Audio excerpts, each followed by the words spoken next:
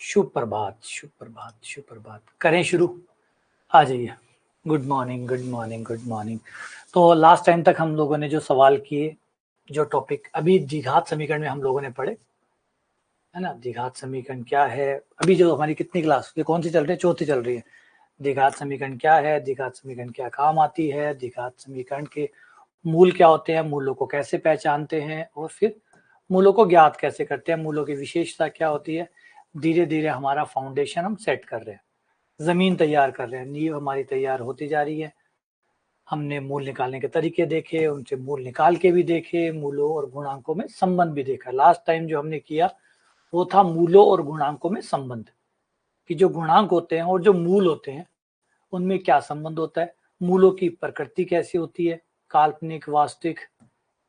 और ये करते करते हम हमारी जमीन तैयार करते करते करते हम यहाँ तक आ गए। ये रहा आपका नेक्स्ट क्वेश्चन। पहले हम ये करेंगे, इसमें आगे बढ़ेंगे फिर। तो ध्यान से सुनिएगा क्वेश्चन को। क्वेश्चन ये कह रहा है कि आपके पास दो द्विघात समीकरण है, दोनों द्विघात समीकरण के जो मूल है, ये जो पहली द्विघात समीकरण है आपकी फर्स्ट, और जो आपकी सेकंड द्विघात समीकरण है, इनके मूलों का जो अनुपात है, जो रेशियो है, वो दोनों ही द्विघात समीकरण का बराबर है। मूलों का अनुपात बराबर है। तो बताइए पी स्क्वायर एम का मान किसके बराबर होगा। ध्यान से सुनो क्वेश्चन को। क्वेश्चन ने क्या कहा है, क्वेश्चन ने क्या कहा है। हाँ, अगर आवाज में प्रॉब्लम आ रही तो क्लास को रिज्वाइन करो, ठीक हो जाएगी। क्लास को रिज्वाइन करो, ठीक हो जाएगी। आ जाओ।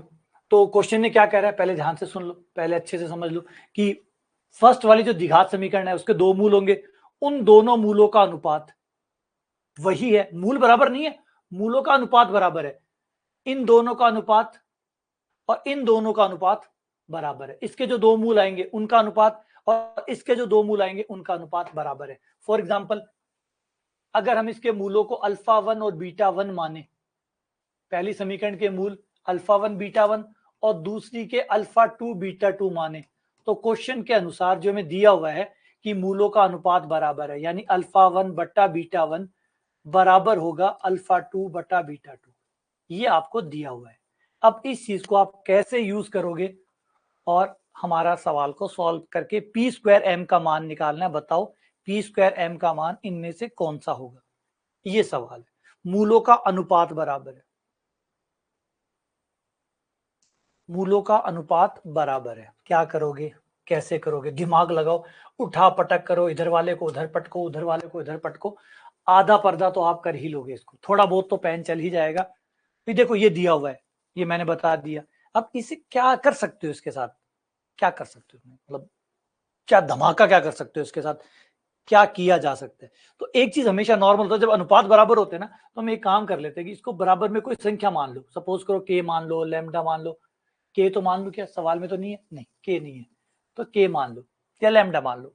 ठीक है, यहां से क्या होगा, के मानने पर आपका अल्फा वन का मान आ जाएगा के इंटू बीटा वन, आपका अल्फा टू का मान आ जाएगा के इंटू बीटा टू। अच्छा, ये मानने से क्या हुआ, ये मानने से ये हुआ कि आपका एक मूल दूसरे मूल में आ गया। अब बीटा वन दूसरा मूल के गुणा बीटा वन हो गया, ऐसे ही एक मूल बीटा टू दूसरा मूल के गुणा बीटा टू हो गया। तो दो मूलों का झंझट खत्म होकर एक एक मूल आ गए, तो कम से कम दो का एक तो हो गया, दो का एक तो हो गया। अब आगे काम में लेते हैं।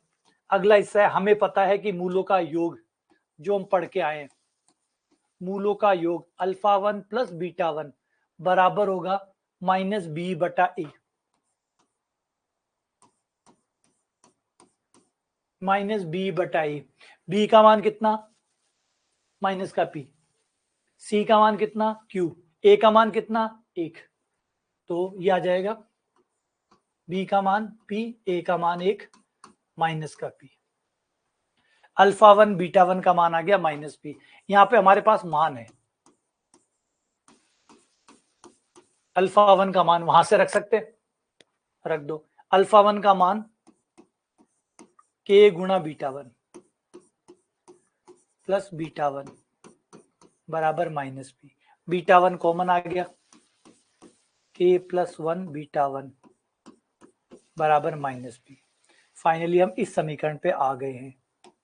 समीकरण नंबर एक जो दिया हुआ था उसको यूज करो, यहां तक आ गए। जो हमें आता था और जो दिया था दोनों को मिक्स ही तो करना होता है। जो आपको आता है, जो आपने पढ़ा है वो, और जो अभी आपको सवाल ने दिया है, दोनों को मिला के क्या बन सकता है। तो भैया जो मुझे पता था वो तो ये था कि मूलों का जोड़ मुझे पता था, जो पहले से ही पता था ये था, यहां आ गया। फिर सवाल ने मुझे ये दिया था, तो जो मुझे पता था उसमें जो दिया है उसको डाल दिया, कुछ तो बनेगा। पूरा उत्तर तो नहीं आएगा, कुछ तो बनेगा। सवाल धीरे धीरे आगे बढ़ता है, यहां तक पहुंच गए। ठीक, अगला एक चीज और भी तो पता है, मूलों का गुणनफल। हाँ, मूलों का गुणनफल भी पता है। तो अल्फा वन गुणा बीटा वन बराबर सी बटा ए होता है, सी बटा ए होता है। अल्फा वन का मान रख दो, बीटा वन, सी का मान वहां से ले लो, ए का मान 1।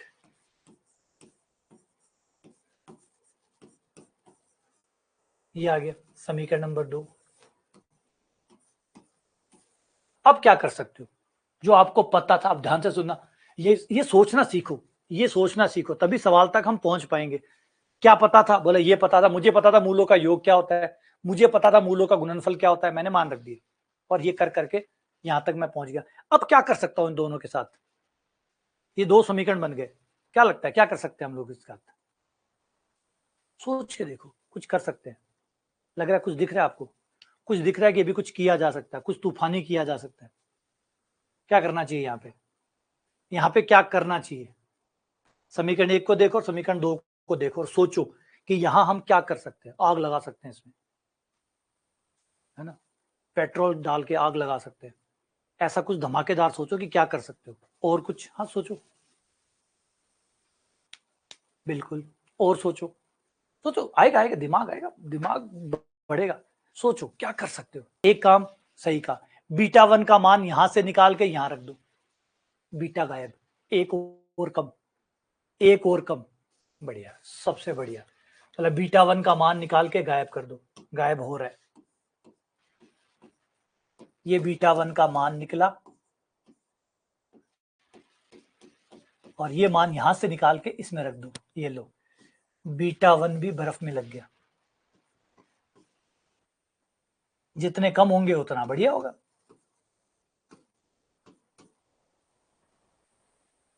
ये आ गया आपका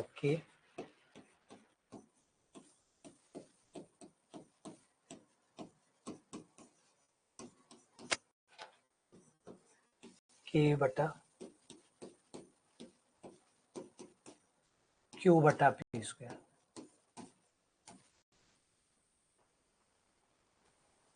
बीटा गायब कर दो भाई।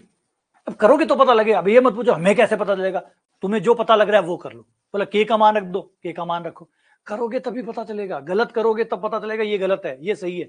करे बिना कुछ नहीं पता लगेगा, बिना किए तो कुछ नहीं पता लगेगा। आप ये सोचो कि कहीं से कोई आकाशवाणी होगी, कोई बोलेगा बेटा बीटा का मान रख दो तो हम रख देंगे, ऐसा कभी नहीं होगा। आपको कर करके देखना होगा, करोगे गलतियां होंगी, पता चलेगा ये मान नहीं रखना है ना। गरम का आपको पता कब लगा था, जब पहली बार गरम लगा था।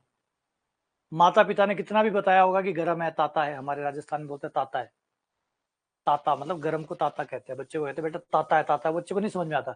जिस दिन बच्चे को ताता लग जाता है ना, तब वो खुद बोलता है ताता ताता, है ना? लगने के बाद ताता समझ में आता है। सेम वही बात है, करने के बाद समझ में आता है, पहले नहीं समझ में आ सकता।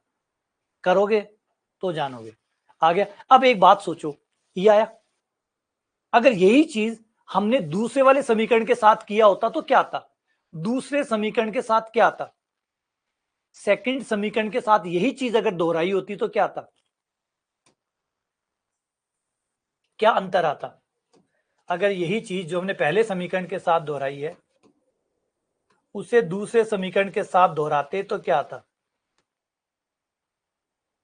तो बोला यही आता है, बोला ये का यही आता, सेम टू सेम आता। बस खाली एक अंतर आता, क्या, बोला सिर्फ इतना अंतर आने वाला था कि इसमें P है, यहां L है, इसमें P है, इसमें L है, इसमें P है, इसमें L है, इसमें Q है, इसमें M है। बस इतना फर्क आता, जहां P आता वहां L आएगा, जहां Q है वहां M आएगा। बस यही तो फर्क आएगा, बाकी तो सब कुछ वैसा का वैसा चलना है।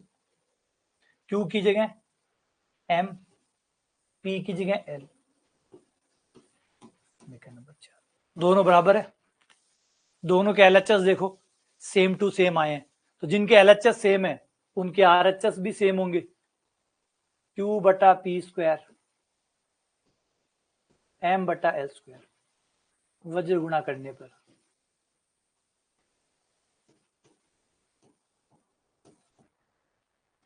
ये लो L स्क्वायर Q बराबर पी स्क्वायर है।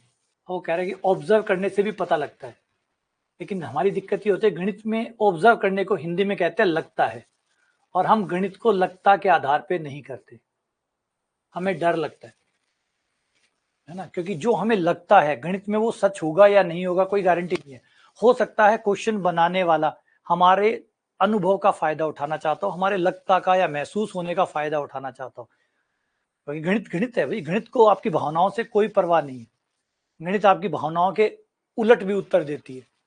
तो इसलिए हम गणित में भावनाओं, क्योंकि भावनाओं में क्या होता है, आप तुक्के मारते हो, और तुक्के मारते हो तो जिन एग्जामों में नेगेटिव मार्किंग होती है उन एग्जाम को बनाया ही इस तरीके से जाता है, उन सवालों को इस तरीके से ढाला जाता है कि आप जानबूझ के तुक्का मारो, आप रिस्क लो ताकि आपके नेगेटिव मार्किंग आए, है ना। जिन पेपरों में भी नेगेटिव मार्किंग है उनके क्वेश्चनों को बनाने का, डिजाइन करने का तरीका यही होता है कि वो आपको लालच देते हैं कि देखो ये मैच कर रहा है, देखो ये मैच कर रहा है, तुक्का मार लो बेटा, डरो मत, मार दो, कुछ नहीं होगा, 1/3 नेगेटिव मार्किंग है, क्या दिक्कत है, मिलेगा तो 1 मिलेगा, कटेगा तो 1/3 कटेगा, मतलब मिलेगा तो 3 मिलेंगे, कटेगा तो 1 कटेगा, मार बेटा तुक्का मार। फिर बच्चा तुक्का मारता है, 25% उम्मीद है इनसे सही होने की। तो इसलिए गणित में आप ज्यादातर चीजों पे विश्वास न करें, तर्कों पे ही विश्वास करें। हाँ, जब आप बहुत अच्छे हो जाएं मैथ्स को पढ़ते पढ़ते, फिर आपके इंट्यूशंस अच्छे हो जाएंगे, उस समय आप लोग, तब आपका लगता नहीं रहेगा, फिर आप ट्राई कर सकते हैं। तो P X square plus Q X plus R बराबर 0, अल्फा और बीटा इसके दो मूल है, अल्फा और बीटा इसके दो मूल है, तो बताओ alpha beta cube plus beta alpha cube का मान निम्न में से क्या होगा।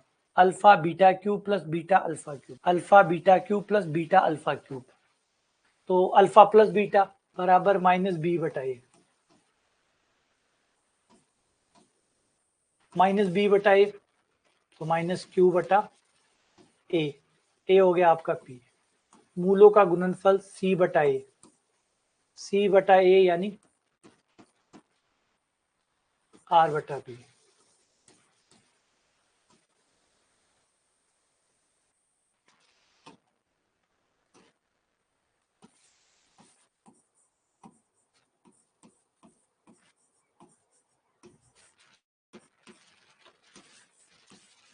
Alpha plus beta common, beta square plus alpha square, beta square alpha square को कैसे लिखते हैं,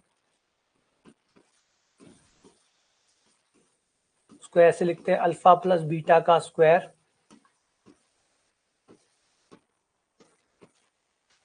माइनस 2 अल्फा बीटा, मान रख दो अल्फा इंटू बीटा का मान आर बटा P, alpha plus beta minus Q बटा पी,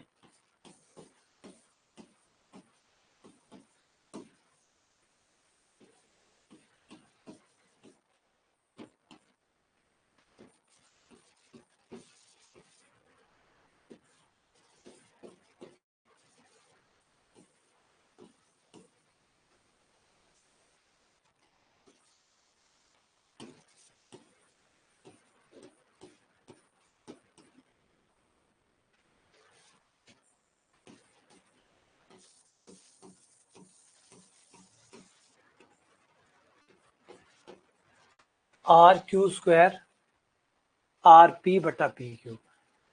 नजदीक ऑप्शन बहुत नजदीक होते हैं, तो यहां से यहां तक जाने में 5 सेकंड एक्स्ट्रा खर्च करिएगा। यहाँ पे आराम से तसल्ली से जब आप अपना सवाल कर लें, करने के बाद खासकर जो नए बच्चे हैं वो इस बात का बहुत ध्यान रखें कि जब आपका उत्तर आ जाता है, उत्तर आने के बाद जब आप टिक लगाने जाएं तो यहाँ पे एक्स्ट्रा 5 सेकंड खर्च करिएगा, क्योंकि पेपर में अब आप जो नए पेपर पिछले जो 4-5 सालों में आप देखेंगे कोविड के बाद, उनके ऑप्शंस बहुत क्लोज आते हैं। अब यहाँ पे भी देखेंगे आप, बहुत क्लोज ऑप्शन है, बहुत ज्यादा क्लोज ऑप्शन है। इसमें देखोगे तो सिर्फ आर की कमी है, आर बाहर था, इसमें आर नहीं है, इसमें सेम है, बस प्लस का चिन्ह है, बीच में माइनस का चिन्ह है, तो इतना नजदीक ऑप्शन रखा जाता है कि अगर आपने यहाँ जल्दबाजी दिखाई तो आप गलत पे निशान लगा दोगे और एक अच्छा सवाल किया डराया सवाल जो है वो गलत चला जाएगा और नेगेटिव मार्किंग हुई तो वो और फ्री में मिलेगी।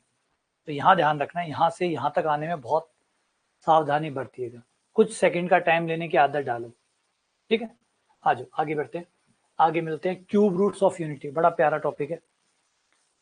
कहाँ गया भाई, क्यूब रूट्स ऑफ यूनिटी, इकाई के घनमूल। हाँ, जिससे भी होती है वो बहुत ध्यान रखें। यहाँ पे आप क्या होता है, जैसे छोटे बच्चों को देखा ना, स्कूल की छुट्टी होते ही क्या होता है, स्कूल की छुट्टी होती है वो भागते हैं, फिर वो कुछ नहीं देखते। तो इसलिए स्कूलें क्या करती है कि जैसे ही छुट्टी होने लगती है बच्चों की लाइन बना लेती है, क्योंकि उन्हें पता है कि जैसे ही छुट्टी करेंगे घंटी बजेगी, अगर इनको फ्री छोड़ दिया तो ये भागेंगे, कोई गिरेगा, कोई लगेगी, कोई और करेगा। तो ऐसा ही हमारे साथ होता है, जैसे ही हम परीक्षा में होते हैं, अभी तो कोई दिक्कत नहीं है, परीक्षा में होते हैं, घड़ी चल रही होती है, दिमाग भाग रहा होता है, फटाफट उत्तर आया और हम जल्दी से उत्तर पे जंप मारते हैं जल्दी से, और जल्दी मारते हैं तो कभी माइनस भूल जाते हैं, कभी प्लस भूल जाते हैं, कभी दुआ भूल जाते हैं, और नजदीक ऑप्शन होते हैं और जल्दी टिक मार देते हैं, पता चलता है अरे यार ये क्या किया, बीच में माइनस को तो देखा ही नहीं, अरे बाहर आर तो देखा ही नहीं, अरे बाहर ये तो देखा ही नहीं। तो बस सिमिलर ऑप्शन मिलते ही हम टिक मार देते हैं, और सिमिलर में वो जानबूझ के उसने ऑप्शनों को सिमिलर बनाया है, हम शक्ल बनाया है, ताकि आप वो जल्दबाजी वाली गलती जरूर करें, जिससे आपका समय बर्बाद होगा, क्योंकि आपने 1 या 1.5 मिनट जो खर्च किया वो चला जाएगा, प्लस नेगेटिव मार्किंग फ्री में मिलेगी। आ जाओ, क्यूब रूट ऑफ यूनिटी का मतलब है इकाई के घनमूल, इसको ध्यान दीजिएगा, ये टॉपिक बार बार आता है, इकाई के घनमूल।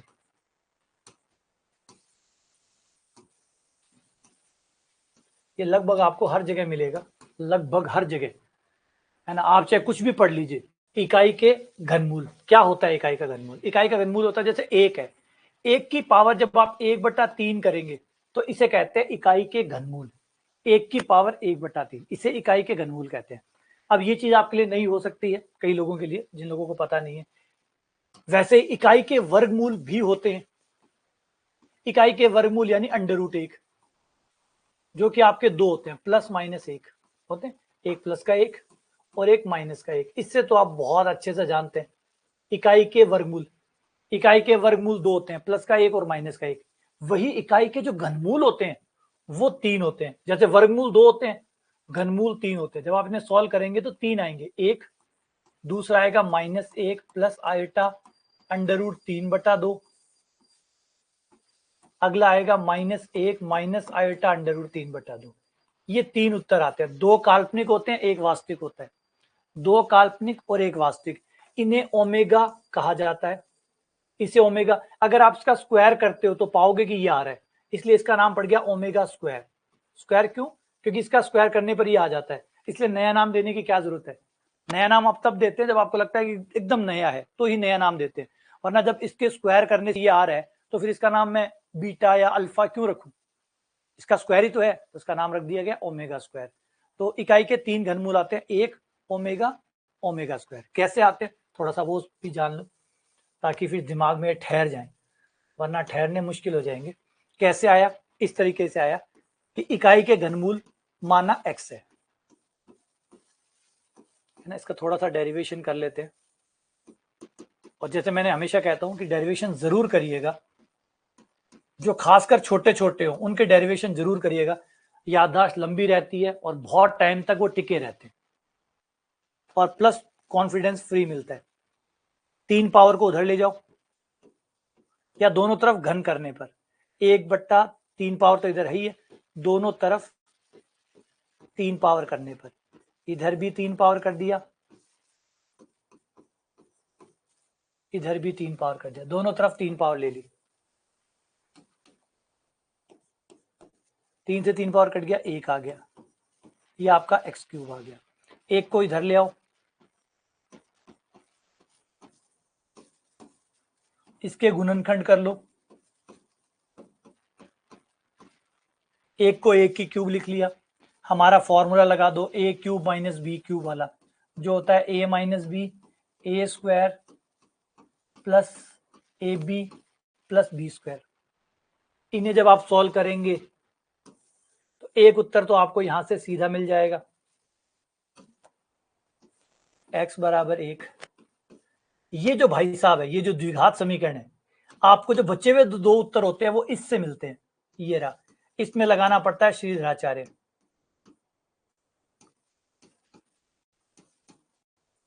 श्रीधराचार्य जी, जब आप इसमें श्रीधराचार्य लगाते हैं तो आपको श्रीधराचार्य माइनस का B plus minus under root B square minus 4ac बटा 2 गुणा ए माइनस 1 प्लस माइनस ये आयटा बन गया, आयटा अंडर रूट 3 बटा 2, दो उत्तर आ गए, एक प्लस का और एक माइनस का, एक ओमेगा स्क्वायर। इस तरीके से आपको ये तीन उत्तर प्राप्त होते हैं, ये तीन उत्तर प्राप्त होते हैं। अब इन तीन उत्तरों में एक चीज और देखेंगे, एक पैटर्न और है, इन तीनों का जोड़ जो है अगर आप इन्हें जोड़े तो इनका जोड़ 0 आएगा। ट्राई करके देखो, ट्राई करके देखो क्या ये बात मैं सही कह रहा हूं कि तीनों का जोड़ 0 आएगा। अगर आप तीनों को जोड़ते हैं लघुत्तम लेकर तो इनका जोड़ 0 आएगा, है ना। Iota under root 3 iota under root 3 plus minus cut जाएगा, माइनस का आधा और माइनस का आधा प्लस का आधा मिलकर 0 हो जाएगा, हो गया। ऐसे ही अगर आप इन तीनों की गुणा करें तो पाएंगे कि तीनों की गुणा करने पर 1 आ रहा है। मैं रटा हुआ फॉर्मूला नहीं बता रहा हूं, मैं कह रहा हूं चाहो तो गुणा करके जरूर चेक कर लेना, पहले इस्तेमाल करें फिर विश्वास करें, तो पहले इस्तेमाल करें फिर विश्वास करें। तो इस्तेमाल करके देख लो, गुणा करके देखो 1 आता है, जोड़ के देखो 0 आता है। ये इनकी खास बात होती है, ये इकाई के घनमूलों के खास चीज होती है। तो अब हमने तीन बातें इनसे सीख ली, तीन बातें हम लोगों ने सीख ली इससे, जो जो अभी हमने सीखा है। आ जाओ, एक तो तीन उत्तर आएंगे, उसमें से एक वास्तविक होगा, दो काल्पनिक होंगे, एक वास्तविक होगा, दो काल्पनिक होंगे, एक वास्तविक दो काल्पनिक। इन तीनों का जोड़ 0 होता है, इन तीनों की गुणा 1 होती है, जो कि ओमेगा क्यूब बन गया, ओमेगा क्यूब बराबर 1 होता है, ठीक है। ये जो ओमेगा और ओमेगा स्क्वायर उत्तर आते हैं वो इस भैया की वजह से आते हैं, इस भाई साहब की वजह से आते हैं। ये भाई साहब जो है इसके दो, इससे x बराबर 1 तो आपको उससे मिलता है, और बचे हुए जो ये जो ओमेगा और ओमेगा स्क्वायर आ रहे हैं वो इस द्विघात समीकरण, ये माता है, उसकी माता वो है, इसकी माता ये है। तो यह जो आपको उत्तर मिल रहे हैं 1 प्लस एक्स स्क्वायर, इससे आपको ये दो उत्तर मिलते हैं, एक तो ओमेगा और एक ओमेगा स्क्वायर।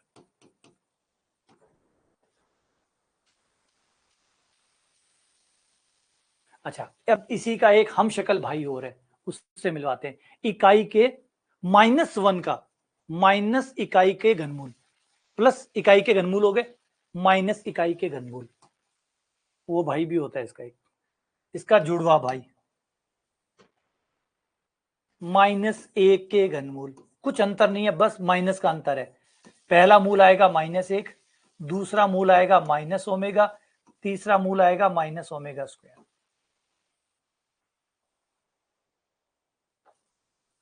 ये थोड़ा सा याद रखना, एक नई बात है, वो बात आपको नॉर्मली पता भी होगी लेकिन ये बात शायद नहीं पता होगी कि इसका एक जुड़वा भाई भी था। कम चर्चा में है, चर्चा कम होती है इसकी, लेकिन ये है। और इसमें इतने अंतर होता है कि -1 माइनस ओमेगा स्क्वायर, इस तरीके से आते हैं। जोड़ वैसे के वैसे ही, जोड़ तीनों का जोड़ 0, तीनों को जोड़ोगे -1 माइनस ओमेगा स्क्वायर बराबर 0, और माइनस का भाग देने पर 1 प्लस ओमेगा स्क्वायर बराबर 0। तीनों की गुणा -1, तीनों की गुणा,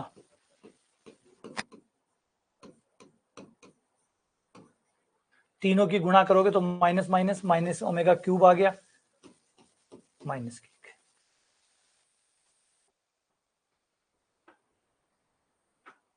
ये इनका नियम होता है। क्लियर है बात। अब इसी पे एक सवाल करते हैं, आ जाओ। अल्फा और बीटा इस समीकरण के मूल है, थोड़ी सी पहचान में आ रही है समीकरण, इस समीकरण के मूल अल्फा और बीटा है। तो बताओ अल्फा की पावर 2016, बीटा की पावर 2016 का मान कितना होगा। अल्फा की पावर 2016, बीटा की पावर 2016 का मान कितना होगा? अब सोचो 2016 पावर, तो कुछ तो है दया। 2016 पावर ऐसे तो सॉल्व नहीं करवा सकते, कर भी नहीं सकते। 2016 पावर, 2 पावर 3 पावर करते हैं तो ही परेशानी होती है। तो 2016 पावर है, यानी मामला कुछ गड़बड़ तो है, कुछ तो खेल है, कुछ तो खेल जरूर है, वरना 2016 पावर कौन सॉल्व करवाता है? तो 2016 पावर तो नहीं सॉल्व करवा सकता, इसका मतलब कुछ तो है इसमें। तो वो कुछ है तो वो पकड़ो कि क्या है वो, क्या है वो। अगर मैं इसके गुणनखंड सीधी धराचार्य से निकालूं तो x बराबर आएगा माइनस बी, जो कि प्लस 1 हो गया, plus minus under root B square minus 4ac बट्टा 2 गुणा 1, 1 plus minus iota under root 3 बटा 2। पहला उत्तर अल्फा हो गया, दूसरा बीटा हो गया। एक माइनस का ले लो और एक प्लस का ले लो, और पहचानो इनको, कौन है ये लोग? ये लोग कौन है? पहचान में आए ये कौन है? नहीं पहचान में है, कोई बात नहीं, मिलवाता हूं, वापस याद दिलाता हूं। ओमेगा कौन था? ओमेगा कौन था? ओमेगा बराबर था -1 प्लस आयटा अंडर रूट 3। ये था ओमेगा, ये था आपका ओमेगा स्क्वायर, ये था ओमेगा, ये था ओमेगा स्क्वायर। अब पहचानो, तो सर ओमेगा है लेकिन माइनस से गुणा करने के बाद आएगा, यानी अल्फा बराबर हुआ माइनस का ओमेगा। अल्फा आपका माइनस ओमेगा है। बीटा कौन है? बीटा माइनस ओमेगा स्क्वायर है। तो ये एक्चुअल में घुमा के बनाया गया, क्वेश्चन को जानबूझ के घुमाया गया है ताकि आप ओमेगा और ओमेगा स्क्वायर को ना पहचान सको। आप ओमेगा ओमेगा स्क्वायर को ना पहचान सको। पहचान लिया? मतलब पहचान लिया, छुपा के डालने की कोशिश की और वो भी चेंज करके, ताकि पहचान। डाउट तो हमें पहले ही हो गया था, जब 2016 पावर आई थी ना, तो डाउट तो पहले ही हो गया था कि 2016 पावर कोई सोल्व नहीं करवाता, और करवा रहा है तो इसका मतलब कुछ तो पेच है, कुछ पेच तो है। हो गया? आ जाओ, मान रख दो। अल्फा की जगह मान रखने पर अल्फा का मान माइनस ओमेगा की पावर 2016 माइनस ओमेगा स्क्वायर की पावर 2016 ना, कोई फर्क नहीं पड़ेगा। बिल्कुल, बहुत बढ़िया सवाल है, अच्छी बात। देखो, एक सबसे बढ़िया बात है, इन दोनों में कोई फर्क नहीं पड़ता, किसी को भी ओमेगा मानो और किसी को भी ओमेगा स्क्वायर मानो। ये कोई बात हुई? ऐसे कैसे होता है? होता है ऐसे, ऐसे होता है। कॉम्प्लेक्स नंबर में बहुत सारे विज्ञान होते हैं, ये बड़ी प्यारी प्यारी बातें होती है कॉम्प्लेक्स नंबरों में, रियल नंबरों में नहीं होता ये, तभी तो कॉम्प्लेक्स नंबर महान है। आ जाओ, इन दो पे आ जाओ। अब कोई गलती से कोई कहे सर मैं इसको ओमेगा नहीं मानू, इसको ओमेगा मान लू, मान लू, इसको ओमेगा मान लो, उसका स्क्वायर करो, ये आ जाएगा। ट्राई करके देखो एक बार, जरूर ट्राई करिएगा। इसका स्क्वायर करिएगा, ये भैया आएगा, इसका स्क्वायर करिएगा, ये भैया आएगा। अजीब बात है पर सच है। इस भाई साहब का स्क्वायर ये आएगा और इस भाई साहब का स्क्वायर ये आएगा। तो इन दोनों में जो आपको पसंद हो, जो आपका फेवरेट हो, जो आपको ठीक लगता हो, देख लो दोनों को एक बार अच्छे से, कौन सा ज्यादा सुंदर लग रहा है, उसको ओमेगा बोल दो, दूसरे वाले को ओमेगा स्क्वायर बोल दो। एक को ओमेगा बोल दो, मतलब आपने इनको कहा है, मैंने कहा है, आप कुछ और कह सकते हो, कोई दिक्कत नहीं है, कोई परिभाषित नहीं है कि ये ओमेगा है, ये ओमेगा स्क्वायर है। किसी एक को ओमेगा बोल दो, किसी एक को ओमेगा स्क्वायर बोल दो। नहीं यकीन है तो यहाँ पे दिखाता हूँ, आ जाओ। बहुत सारी चीजें हैं जो छुपी हुई है इनके अंदर। ये देखो, अगर मैं इसका स्क्वायर करता हूं, इस भाई साहब का, इस भाई साहब का स्क्वायर करता हूं, इसका ओमेगा स्क्वायर का स्क्वायर कितना हो जाएगा? ओमेगा की पावर 4। ओमेगा की पावर 4 को लिख सकते हैं ओमेगा की पावर 3 इंटू ओमेगा। ओमेगा की पावर 3 का मान 1, 1 इंटू ओमेगा, ओमेगा। ये लो, इसका स्क्वायर ओमेगा आ गया, इसका स्क्वायर करने पर ओमेगा आ गया, इसका स्क्वायर करने पर ये आ जाएगा, इसका स्क्वायर करने पर ये आ जाएगा। तो जिसका भी नाम ओमेगा रखो, अगला ओमेगा स्क्वायर अपने आप हो जाएगा। तो फिर इसको ओमेगा बोलो चाहे इसको ओमेगा स्क्वायर बोलो, कोई फर्क नहीं पड़ता, दोनों एक दूसरे के स्क्वायर हैं, दोनों एक दूसरे के स्क्वायर है। जो पसंद आए, जो आपको फेवरेट लगे, आपको माइनस पसंद है, ओमेगा ये होने दो, अगर प्लस पसंद है, ओमेगा ये होने दो। ठीक है, आ जाओ। माइनस तो खत्म, क्योंकि 2016 पावर पे माइनस क्या करेगा बेचारा, ये 2032 पावर हो गई। अब 3 3 पावर का मान 1 है, तो इसे 3-3 पावर के हिसाब से तोड़ लो, 3-3 पावर के हिसाब से, 3-3 पावर के हिसाब से लिख लो, क्योंकि 3 पावर का मान 1 होता है। 2016 पावर है तो कितनी हो जाएगी? 2016 में 3 का भाग दिया, कितना शेषफल बचेगा?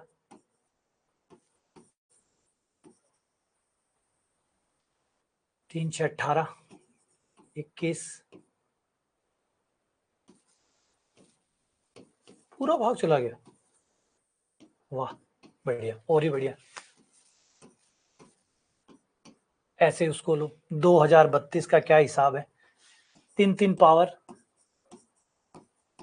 2032 में 3-3 पावर, ये 18, 2032 दुगना हो जाएगा ना, दुगना होके 4032 हो जाएगा।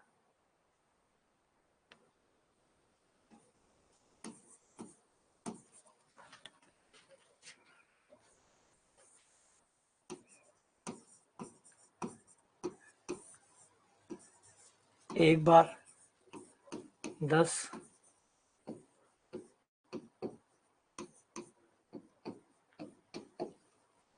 ये भी कट गया, 1344, ओमेगा की पावर 3 और 1344, 3-3 पावर में तोड़ लिया। ये क्या हो गया? एक पावर की पावर 672, एक पावर की 72, 1344, 1 प्लस बराबर 2। एक और कमाल की बात बताऊं, अभी इकाई के घनमूल की कहानी यही खत्म नहीं होती। इकाई के घनमूल बहुत कमाल के हैं। ये इकाई के घनमूल को अगर आप एक्स वाई समतल जो होता है हमारा, एक्स वाई समतल, जिसे कार्तीय तंत्र कहते हैं, अगर आप इन्हें कार्तीय तंत्र पे दिखाओ, तीनों चीजों को कार्तीय तंत्र पे बनाओ, तो आपका समबाहु त्रिभुज बनता है।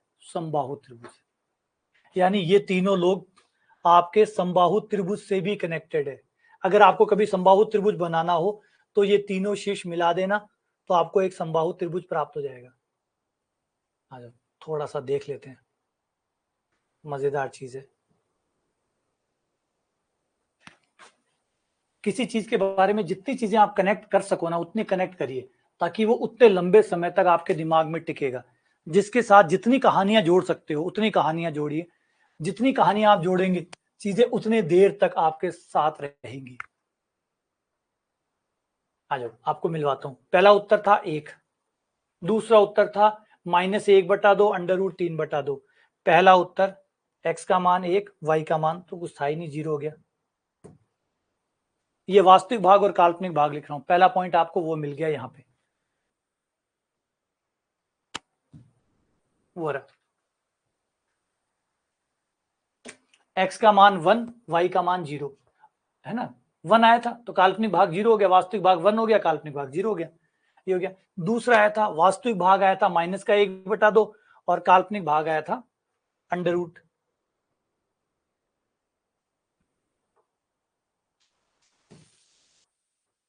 -1/2,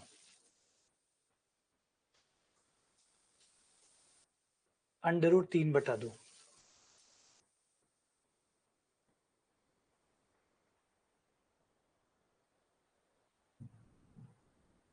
ये आपका दूसरा पॉइंट,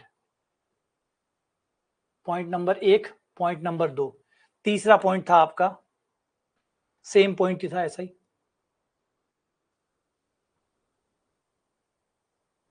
बस ये माइनस का था।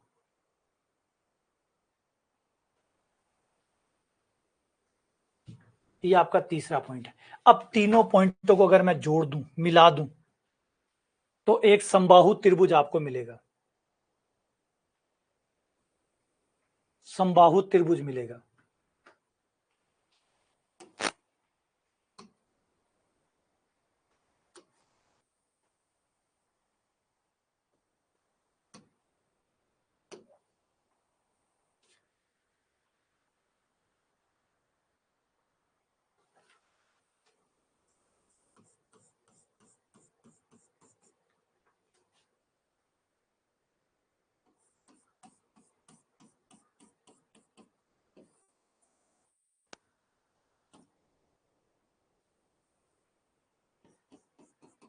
ये है आपका एक, ये था आपका ओमेगा, ये था आपका ओमेगा स्क्वायर। ये समबाहु त्रिभुज बनेगा, कोई छोटा नहीं,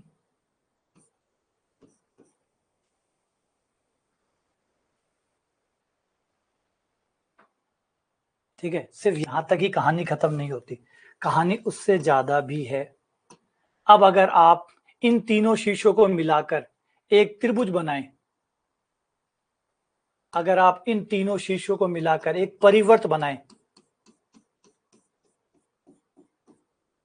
एक परिवर्त बनाएं, तो उसका केंद्र मूल बिंदु होगा,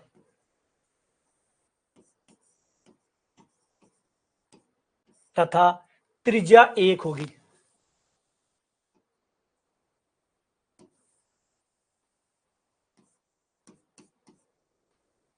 अच्छा, इसके अलावा तीनों के तीनों एक दूसरे से 120 डिग्री के कोण पर अलग अलग है।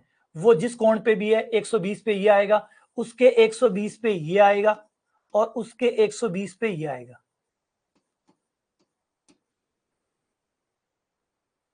एक सौ बीस ये इकाई के घनमूलों की खास बात है, इसका खासपन है कि समबाहु त्रिभुज बनाते हैं, समबाहु त्रिभुज ही नहीं बनाते बल्कि अगर आप इसका परिवर्त खींचे तो वो हमेशा मूल बिंदु होगा, परिकेंद्र जो सरकम सेंटर होता है वो हमेशा मूल बिंदु होता है, त्रिज्या हमेशा 1 होती है। तो ना कहानियां बहुत है इनके पीछे, बहुत कुछ छुपा हुआ रहता है, इसीलिए महत्व देते हैं, ऐसी थोड़ी महत्व दे रहे हैं, कमाल तो है ही।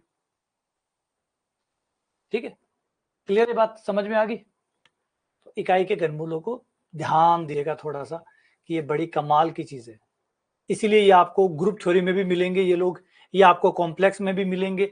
जब आप कॉम्प्लेक्स नंबर पढ़ेंगे आपको ये वहां पे भी दिखाई देंगे, क्वाड्रेटिक पढ़ रहे हैं यहाँ पे भी दिखाई देंगे, आगे आप ग्रुप थ्योरी पढ़ेंगे वहां पे भी ये लोग मिलेंगे आपको, क्योंकि ये है ही कमाल के, और कमाल की चीज तो बार बार दोहराई ही जाती है। ठीक है, चलो आगे बढ़ते हैं। अगला एक टॉपिक है छोटा सा जो नॉर्मली गलतियां करवाता है, इमेजनरी रूट्स। इमेजनरी रूट्स, काल्पनिक मूल, और मैंने भी गलतियां की हुई है, इस पे हो जाती है क्योंकि थोड़ा सा भी ध्यान से न सुनने की वजह से गलतियां होती है। आप लोगों ने सुना होगा कि काल्पनिक मूल हमेशा युग्म में आते हैं, काल्पनिक मूल हमेशा जोड़े में आते हैं, युग्म बोल दो, पेयर्स बोल दो, जोड़ा बोल दो।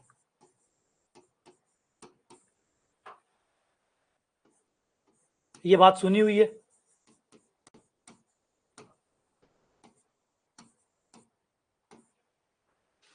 बोला हाँ ये बात सुनी हुई है कि काल्पनिक मूल जोड़े में आते हैं, काल्पनिक मूल जोड़े में आते हैं, सुनी हुई है आपने बात कि काल्पनिक मूल जब भी आते हैं जोड़े में आते हैं, ये बात सुनी हुई है, ज्यादातर ने सुनी हुई है।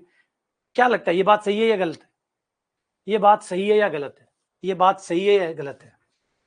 काल्पनिक मूल जोड़े में आते हैं, मतलब एक काल्पनिक मूल आएगा तो दूसरा भी काल्पनिक आएगा, दो काल्पनिक आएंगे, काल्पनिक कभी भी एक नहीं आता, दो काल्पनिक आते हैं, आएंगे तो जोड़े में आएंगे, जब भी आएंगे जोड़े में आएंगे, जोड़ा बना के आएंगे, ऐसे नहीं एक काल्पनिक मूल आ गया दूसरा नहीं आया। अब इस बात को ये बताइए ये पूरी बात है या सच है या झूठ है? कई बार हमारी प्रॉब्लम ये होती है कि हम लोग अर्ध सत्य को सत्य मान लेते हैं, ये बात गलत है, ये बात गलत है। गलत कैसे होगी? जोड़े में आते हैं, पता नहीं कितनी बार सुना है, तो कितनी बार सुनने के चक्कर में तो गलतियां हो जाती है, कितनी बार सुना है तो मान बैठते हैं कि सत्य है, नहीं, पूरा सत्य इसके साथ है। यहां वाली शर्त भूल गए, यदि यदि बहुपद के गुणांक रियल नंबर है, ये बात इसके साथ और थी जिसको चुप कर दिया गया, बहुपद के गुणांक अगर वास्तविक संख्या है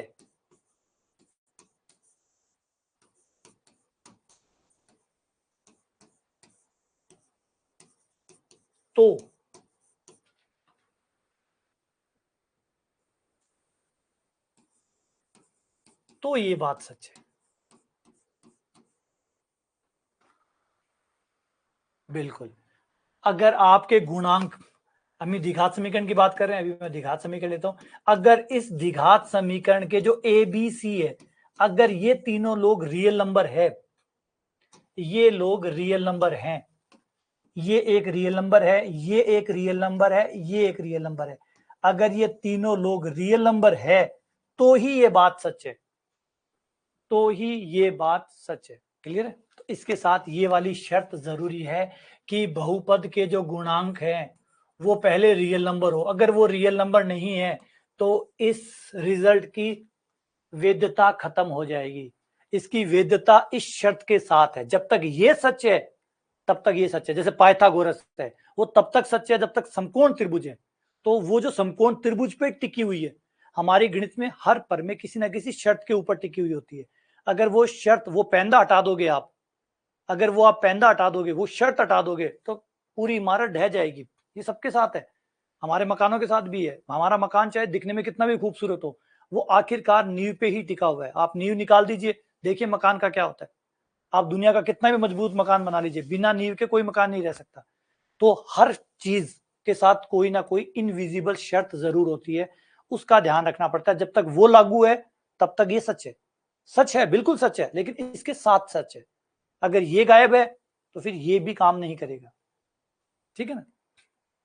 अब इसी में क्या करते हैं, इसी को दिमाग से खेलकर एक बढ़िया सा सवाल बना दिया जाता है। दिखाता हूं, देखो। ये सवाल जानबूझ के इसीलिए बनाया गया था, जिसको आधी बात पता है उसके लिए सवाल बनाया गया था। ये सवाल बनाया गया था, ये सवाल बनाया गया था उन लोगों के लिए जिनको आधी बात पता है। देखो, ये रही द्विघात समीकरण, ये रही द्विघात समीकरण, ये रहा द्विघात समीकरण का एक मूल रहा। अब पूछा गया है दूसरा मूल। तो कोई सोचेगा अरे एक मूल, दूसरा मूल तो संयुग्मी होता है, काल्पनिक मूल जोड़े में आते हैं, काल्पनिक मूल जोड़े में आते हैं तो दूसरा मूल खाली संयुग्मी होगा। जानबूझ के ऑप्शन नंबर ए में ये रखा गया है, गलती करने के लिए ऑप्शन ए बनाया गया है। वो दिनेश ने कर भी दी, शाबाश दिनेश, कहते कहते ही कर दी, बढ़िया, शाबाश दिनेश। यही तो प्रॉब्लम होता है, शर्तों का ध्यान नहीं देते। निष्कर्ष से ज्यादा शर्तें इंपॉर्टेंट होती है, निष्कर्ष से ज्यादा, किसी भी कंक्लूजन से ज्यादा उसकी कंडीशन इंपॉर्टेंट होती है। गणित पढ़ रहे हो तो बेटा शर्तों का ध्यान दो, गणित पढ़ रहे हो तो शर्तों का ध्यान दो। शर्तें ज्यादा इंपॉर्टेंट होती है, नींव ज्यादा इंपॉर्टेंट होती है, मकान से ज्यादा नींव इंपॉर्टेंट होती है, नींव मत भूलिए। तो ये बात सच होती, लेकिन कब सच होती? जब आपके गुणांक रियल नंबर होते। क्या आपके गुणांक रियल नंबर है? नहीं, आपके गुणांक रियल नंबर नहीं है, नहीं है तो ये बात काम नहीं करेगी, ये जोड़ा काम नहीं करेगा। तो फिर दूसरा मूल कैसे निकालेंगे? निकालेंगे, बिल्कुल निकालेंगे। हमें पता है कि मूलों का योग अल्फा प्लस बीटा बराबर होता है माइनस बी बटा A. Alpha plus beta minus B बटा ए, वहां से मान रखो ए का और बी का और सी का। तो ये रहा आपका ए, ये रहा आपका बी, ये रहा आपका सी। बी का मान रख दो, बी का मान है 1 माइनस 3 आइटा। सी का मान, बी का मान हो गया, ए का मान 1। अब अल्फा का एक मूल आपको पता है, जो कि अल्फा कह सकते हो आप। ये रहा अल्फा, अल्फा पता है, अल्फा रख दो।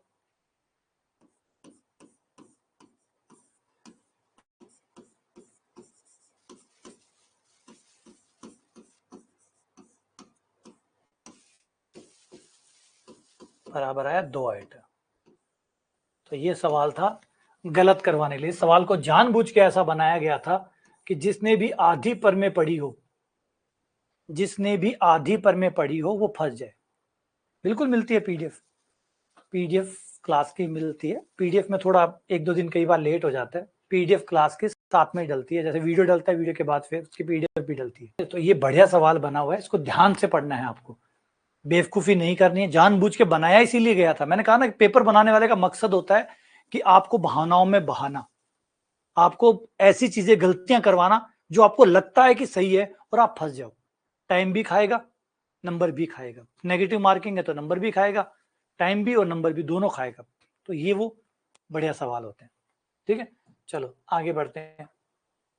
ऐसा ही एक भाई से और मिलते हैं, ऐसा ही हमारा इसका एक और जुड़वा भाई है, उससे मिलते हैं। Irrational roots, irrational root. हाँ, विवेचक उसके बाद में तो मूल काल्पनिक आएंगे, फिर विवेचक विवेचक कुछ काम नहीं करता, सब कुछ रियल के लिए चलता है। हमारा जो विज्ञान चलता है ना, भाई रूल पहले से काल्पनिक हो गए, अगर गुणांक ही काल्पनिक हो गए तो फिर वास्तविक का और का कोई मतलब ही नहीं रखता।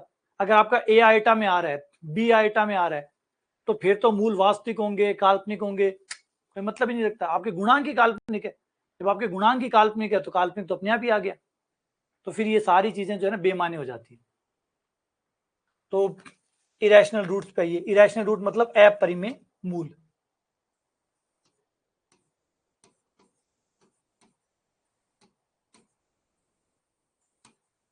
इनके साथ में अपरिमेय कौन से होते हैं? खासकर वो नंबर जैसे √2, √3, √5, पाई, ई, इन नंबरों को हम अपरिमेय कहते हैं। हमारे रूट अपरिमेय जो आते हैं वो भी जोड़े में आते हैं, लेकिन अगर हमारे गुणांक परिमेय संख्या है, अगर हमारे गुणांक तीनों गुणांक रैशनल नंबर है, परिमेय संख्या है, मतलब बट्टे वाले नंबर है, अंडर में कोई नहीं है,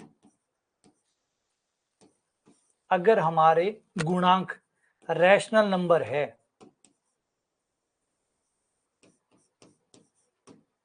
तो हमारा मूल हमेशा, हमारे परिमेय मूल जो आएंगे वो अगर एक आएगा तो दूसरा भी आएगा, दूसरा आएगा तो एक भी आएगा। अब यदि अपरिमेय मूल आते हैं तो वो जोड़े में आएंगे।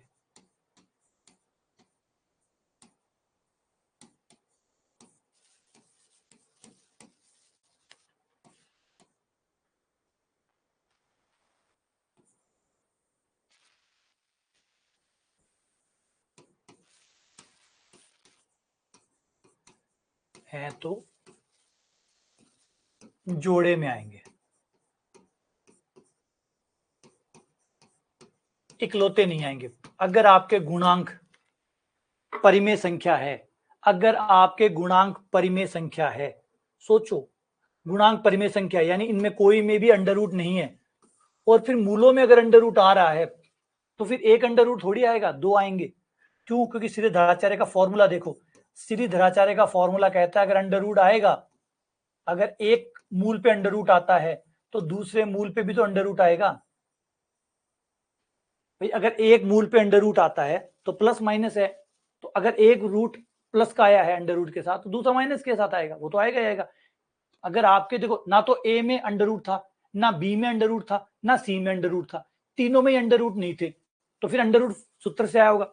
अगर सूत्र से अंडर रूट आया होगा तो फिर दो आए होंगे, एक प्लस और एक माइनस। बस यही इस बात का आधार है कि भाई अगर आपके ए बी सी तीनों में से कोई भी अंडर रूट का नहीं है, ना ए अंडर रूट का है, ना बी अंडर रूट का है, ना सी अंडर रूट का है, लेकिन फिर भी अगर आपका उत्तर अंडर रूट में आ रहा है तो फिर वो एक नहीं बल्कि दो होंगे, फिर एक नहीं दो होंगे, क्योंकि ए में अंडर रूट नहीं था, बी पे भी अंडर रूट नहीं था, सी पे भी अंडर रूट नहीं था, फिर अंडर रूट आया कहां से? बोला सूत्र से। और सूत्र तो फिर एक नहीं देगा, सूत्र तो दो देगा, सूत्र तो दो देगा, सूत्र एक नहीं दे सकता। सूत्र ने अगर एक अंडर रूट दिया है, मान लो एक अंडर रूट प्लस वाला दिया तो फिर माइनस वाला भी तो देगा ही। तो सूत्र तो एक ही है, एक ही सूत्र है, तो अंडर रूट आया एक बार आया तो फिर दो बार आया होगा, एक प्लस के साथ और एक माइनस के साथ। तो ये एक और इसके साथ है अपरिमेय के। आ जाओ इसके ऊपर भी एक सवाल करते हैं। पहले एक छोटा सा फॉर्मूला पढ़ लेते हैं, वैसे तो हम पढ़ चुके हैं कि अगर हमें समीकरण बनानी हो, मूल हमें पता हो और समीकरण हमें बनानी हो तो कैसे बनाते हैं, मूलों से वापस समीकरण कैसे बनाते हैं। तो भाई मूलों से समीकरण बनानी हो आपको तो आपके जो दोनों मूल है उन दोनों का योग निकाल लो और उन दोनों की गुणा निकाल लो और फिर इस फॉर्मूले में रख दो, x² माइनस मूलों का योग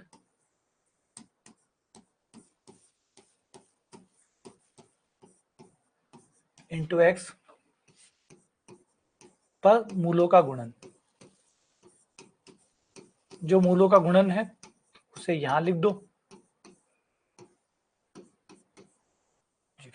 x² माइनस मूलों का योग इंटू एक्स। ठीक है, करें सवाल। आओ अब इसके साथ का एक जुड़ा सवाल मिलते हैं। क्वेश्चन को पहले पूरा पढ़ो, पहले क्वेश्चन को पूरा पढ़ो। क्वेश्चन क्या कह रहा है? एक द्विघात समीकरण है, क्वाड्रेटिक इक्वेशन है, ठीक है, उसके सभी गुणांक परिमेय है, रैशनल है, अच्छा, रैशनल है इसका मतलब कोई भी अंडर रूट में नहीं है, कोई भी गुणांक अंडर रूट में नहीं है। अब कोई भी गुणांक अंडर रूट में नहीं है तो अगर मूल अंडर रूट में आ रहा है, अगर एक मूल अंडर रूट में आ रहा है, गुणांक में अंडर रूट है नहीं लेकिन मूलों में अंडर रूट आ रहा है, तो फिर क्या पता लगता है इससे? अगर गुणांकों में अंडर रूट नहीं है लेकिन मूलों में अंडर रूट है, नहीं मूलों की नहीं होती उसके बाद में, काल्पनिक में जाने के बाद में फिर आप बी स्क्वायर माइनस 4ac कोई काम नहीं करता भाई। मूल वास्तविक होंगे, पहले एबीसी वास्तविक होंगे, फिर हम बात करते हैं भाई अगर गुणांक वास्तविक है, मूल वास्तविक होंगे या काल्पनिक होंगे। अब गुणांक ही काल्पनिक है तो मामला ही खत्म हो गया, फिर वास्तविक की चर्चा ही नहीं करेंगे आप लोग, ठीक है ना, फिर वो खत्म हो जाता है। फिर काल्पनिक के बाहर भाई रियल नंबर में, एबीसी रियल नंबर में है, हमारी जिज्ञासा रहती है कि एबीसी रियल है, क्या पता मूल काल्पनिक आ जाए। और भाई गुणांक की काल्पनिक है तो मूलों की फिर चर्चा ही खत्म होगी कि मूल कैसे होंगे, मूल उसी के अंदर ही आएंगे, तो काल्पनिक आएंगे, और काल्पनिक के अंदर रियल नंबर भी आ जाते हैं, वो सब एक के अंदर एक आ जाता है, फिर पूरा सारा खेल खत्म हो जाता है। आ जाओ पहले इसको थोड़ा सा सॉल्व कर ले, वज्र गुणा कर ले, परिमेयकरण कर ले, जिससे ये थोड़ा छोटा हो जाए, ऊपर आ जाए, है ना। अंडर रूट का नंबर नीचे अच्छा नहीं लगता, तो परिमेयकरण करने पर, ऊपर नीचे से गुणा करने पर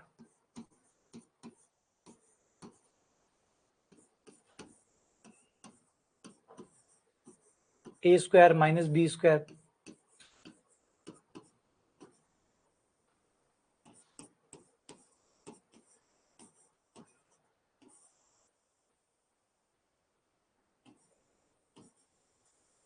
अस्सी 2 पे कट रहा है,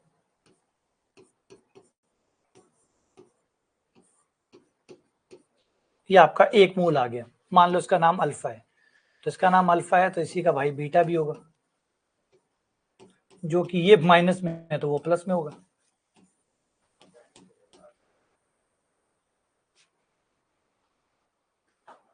अब आप मूलों का योग निकाल लो और मूलों के गुणा निकाल लो ताकि समीकरण बनाया जा सके।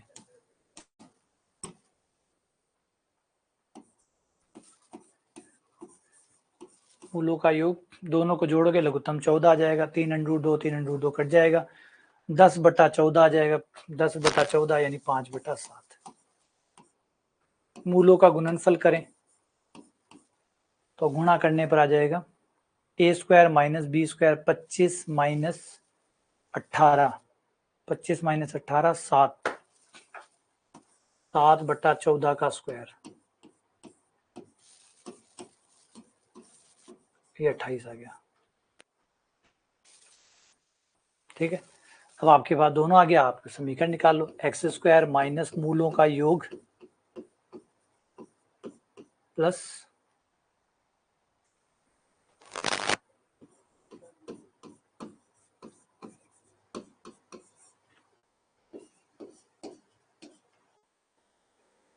मूलों का योग 5/7,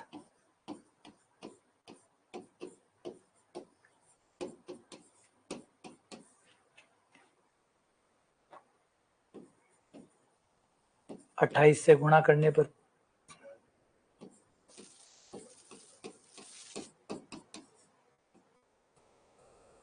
अट्ठाईस x square minus 20x minus 20x plus 1, ये आपका आंसर आ गया।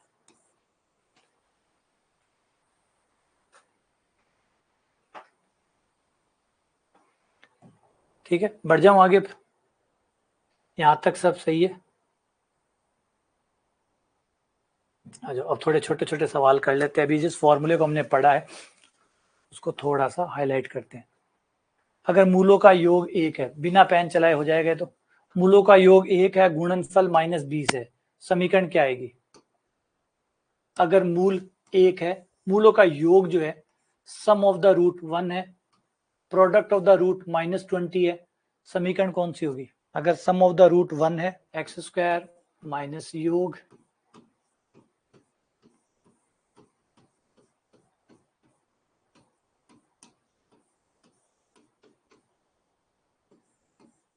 योग है आपका 1, गुणन है आपका 20 माइनस का 20, तो x square minus x minus 20। अगला -3 और -5 मूल है, तो समीकरण कौन सी होगी? बिना पेन चलाए है ना, बिना पेन चलाए निकाल सकते हो। योग आ जाएगा आपके पास -8 गुणन आ जाएगा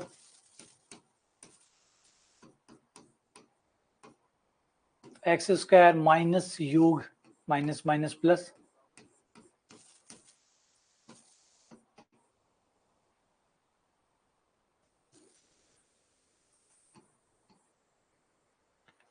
अगला पार्ट उभयनिष्ठ मूल। उभयनिष्ठ मूल ये क्या है आइडिया?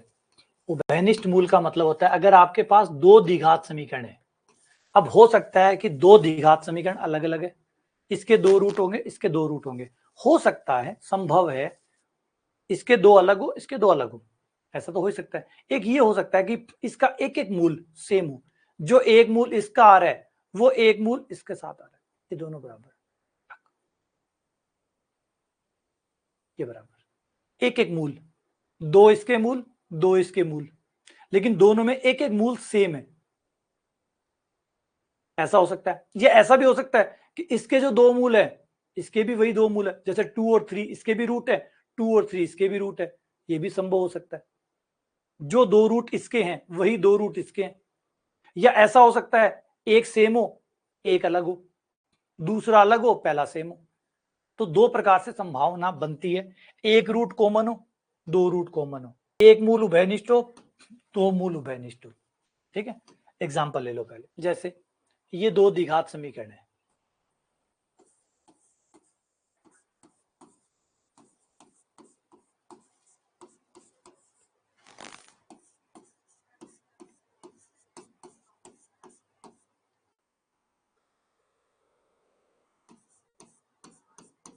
इन दोनों द्विघात समीकरणों को अगर हम सोल्व करें तो हम पाते हैं कि एक एक मूल दोनों का सेम आएगा।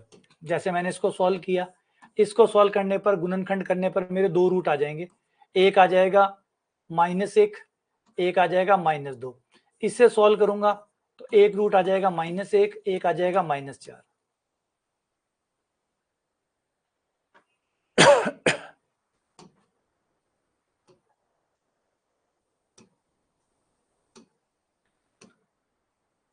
एक रूट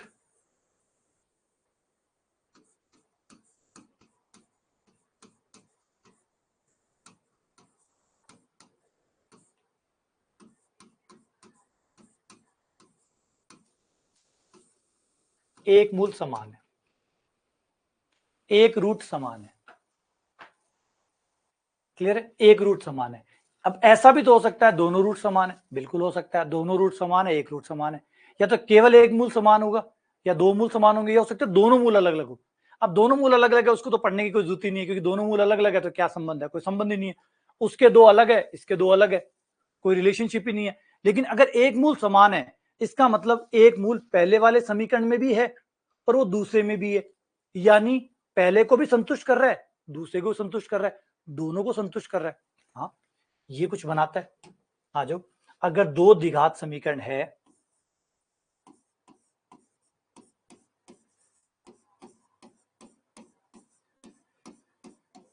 ये पहली द्विघात समीकरण, ये दूसरी द्विघात समीकरण, और अगर हम ये कहें कि दोनों द्विघात समीकरण में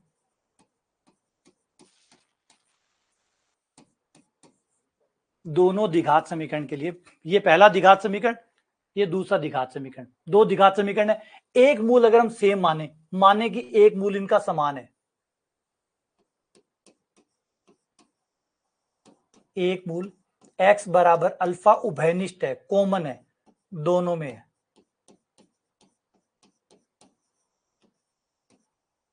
वो पहले वाले समीकरण में भी है और वो दूसरे वाले में भी है, दोनों में है, तो वो दोनों को संतुष्ट करेगा, वो दोनों को संतुष्ट करेगा, जी हाँ वो दोनों को संतुष्ट करेगा। तो अल्फा को पहले समीकरण में रखें वो पहले समीकरण को भी संतुष्ट करेगा, उसे दूसरे में रखें तो वो दूसरे को भी संतुष्ट करेगा।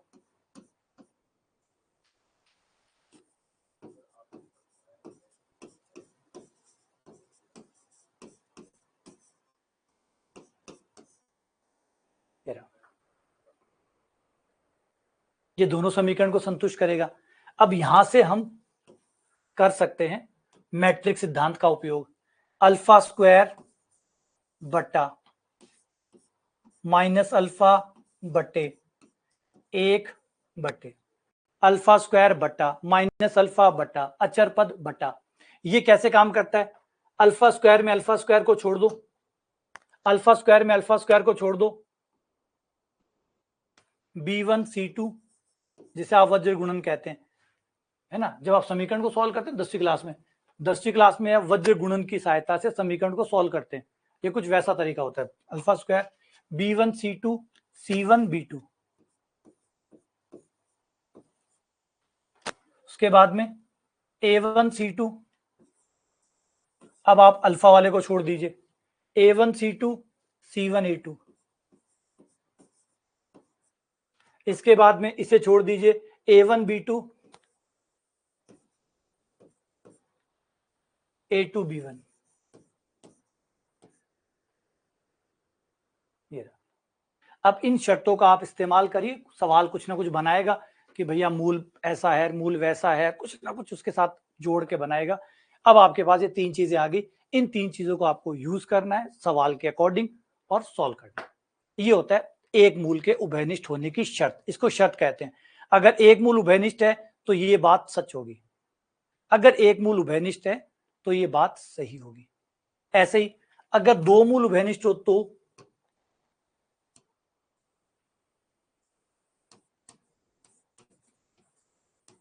अगर 2 मूल उभयनिष्ठ हो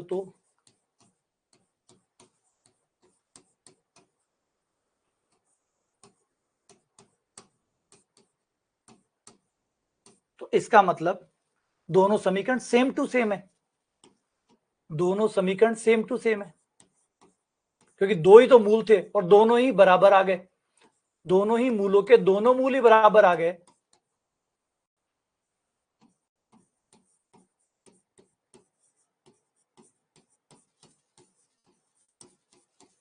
अगर दोनों मूल उभयनिष्ठ हो जाए, मतलब जो 2 मूल ऊपर वाले में है वही दोनों मूल नीचे वाले के हो, उभयनिष्ठ हो जाए, तो फिर क्या शर्त होगी? शर्त होगी कि इनके गुणांकों का अनुपात बराबर होगा। a1 बटा a2 बराबर b1 बटा b2 बराबर c1 बटा c2।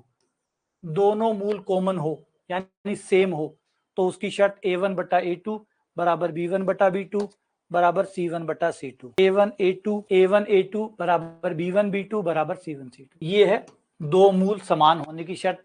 जब 2 मूल समान हो तो ये लगाइए, एक मूल समान हो तो ये लगाइए। सवाल के अकॉर्डिंग चलिए, कौन सा मूल समान है, एक इस तरीके से शर्त लगाइए, 2 मूल समान है ये वाली शर्त लगाइए। फिर जो सवाल में पूछे आगे उनको देखिए, इनके तारों को उसके साथ कैसे कनेक्ट किया जाए।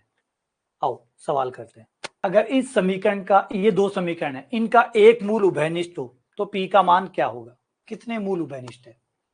एक मूल या 2 मूल?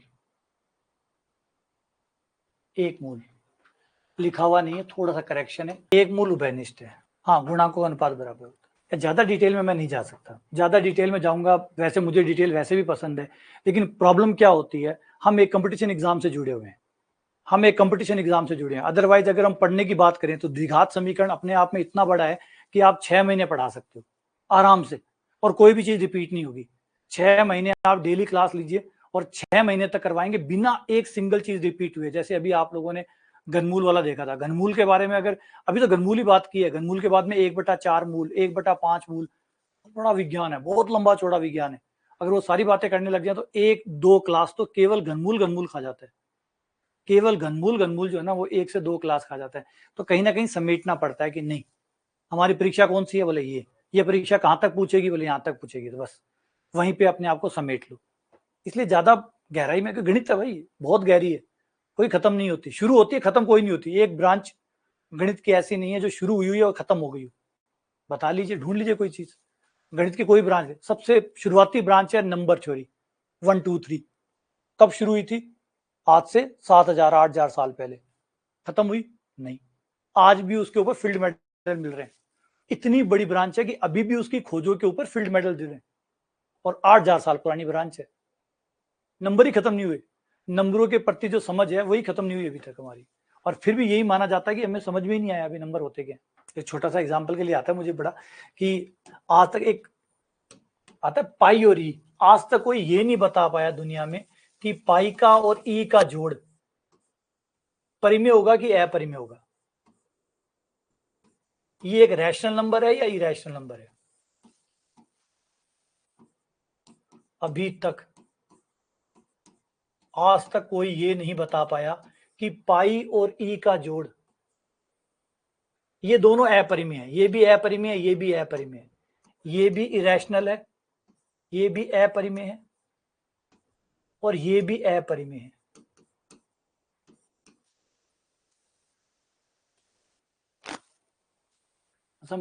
सोचो कितनी, मतलब इतनी गणित आने के बावजूद भी आज तक कोई ये नहीं बता पाया कि पाई और ई का जोड़ होने के बाद ये नंबर परिमेय बनेगा कि अपरिमेय। आप बोलेंगे सब अपरिमेय बनेगा, कर दो प्रूफ।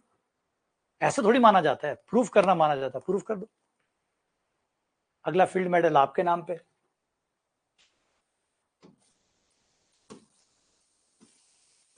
तीन 3.141592 and dash dash dash E 2.718281 dash dash.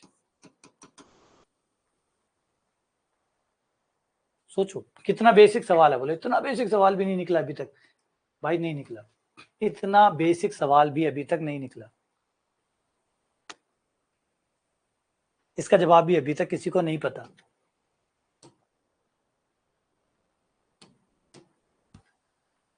वापस आते हैं, एक मूल उभयनिष्ठ हो तो पी का मान कितना होगा। पहले देखो गुणनखंड हो सकते हैं क्या? गुणनखंड हो सकते हैं तो हमारा काम हो जाएगा। क्यों मूलों के वो बराबर वाली शर्त लगाएं? अगर गुणनखंड संभव है, उसके किसी भी एक समीकरण के मूल निकल सकते हैं, तो वो दूसरे में रख के हम सॉल्व कर सकते हैं। 12 चंग 72, 17 का 72 से कोई रिलेशन है क्या? 8 नीम 72 हो रहे हैं, ठीक है। दूसरे समीकरण के टुकड़े आराम से हो रहे हैं, तो बस करो फिर, क्यों शर्त लगाएं।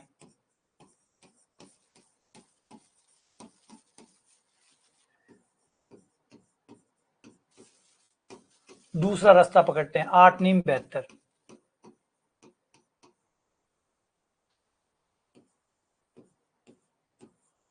3 कॉमन,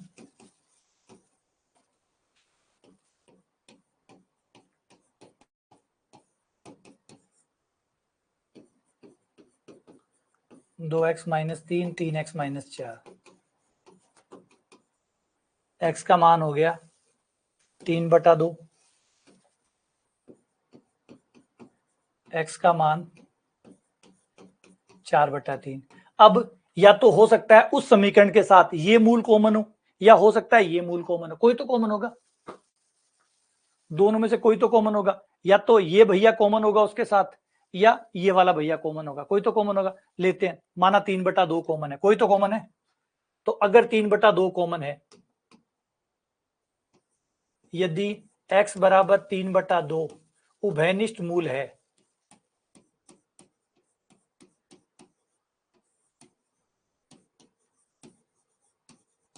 तो उसका भी मूल होगा, ये उसका मूल होगा तो उसको भी संतुष्ट करेगा।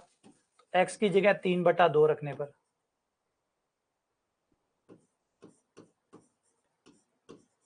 3/2 का स्क्वायर माइनस 2 गुणा 3/2 प्लस p बराबर 0। 9 या 27, 27/4,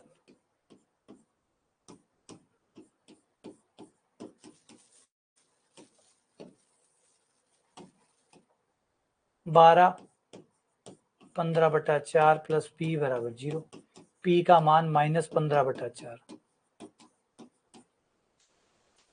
-15/4 कोई ऑप्शन में है या दूसरा ढूंढना पड़ेगा? नहीं, बस एक से काम चल गया, बढ़िया, टिक लगा दो। तो आपको ये भी ध्यान रखना है कि जहां ऑप्शन मिल जाए वहां पे आपको सवाल को छोड़ देना है। जहां पे ऑप्शन मिल जाए वहां पे सवाल को छोड़ देना। मिल गया, अब चाहो तो 4/3 से भी निकाल सकते हो। 4/3 रखो, हो सकता है 4/3 उभयनिष्ठ मूल हो, है ना। x बराबर 4/3 भी उभयनिष्ठ मूल हो सकता है। अगर 4/3 उभयनिष्ठ मूल है तो उसे रख दो और p का मान निकालो। अब एक चीज बात करते हैं कि हमने वो मेन तरीका क्यों नहीं लगाया। अरे भाई जब आराम से हो रहा है, मेन तरीके पे क्यों जाए। मेन तरीके पे जाएंगे, पहले गुणा करेंगे फिर सॉल्व करेंगे। मेन तरीके हम कोशिश करते हैं कि अगर कोई बीच में कोई जुगाड़ मिल जाए, कोई छोटा तरीका मिल जाए, क्यों माथा पच्ची करें। ये हमेशा हमारे दिमाग, क्योंकि टाइम बचाता है ना, समय बचाता है। समय भी तो बचाना है, एग्जाम में बैठे हो, जितने ज्यादा सवाल कर पाओगे, जितना ज्यादा बाकी लोगों से ज्यादा कर पाओगे, उतना चांसेस बढ़ेंगे। तो मेन तरीके का नाम तो तब आता है जब आपके पास कोई विधि विधान ना हो, कोई व्यवस्था ना हो कि भी बैठ रही है, बैठे तो बिठाओ, इससे बढ़िया क्या हो सकता है। हमने वही कर लिया। अच्छा, दूसरा उत्तर भी नहीं निकाला हम लोगों ने। क्यों नहीं निकाला? जब एक से उत्तर आ रहा है तो दूसरा क्यों निकाले? तो समय भी तो बचाना होता है ना। याद रखिए, कंपटीशन में समय भी बचाना होता है। जैसे क्रिकेट में विकेट भी लेना होता है और रन भी कम खाने होते हैं। ऐसा नहीं कि आप रन तो खूब खा रहे हो फिर विकेट ले रहे हो, क्या फायदा। आपने ऑल आउट किया 400 रन बना के, तो क्या फायदा हुआ ऑल आउट किया। क्लियर? आप उससे भी निकाल सकते हैं, मना नहीं है, लेकिन हमेशा छोटे तरीके की तरफ कोशिश करते रहें अगर कोई मिलता है तो। ठीक है, चलिए बस।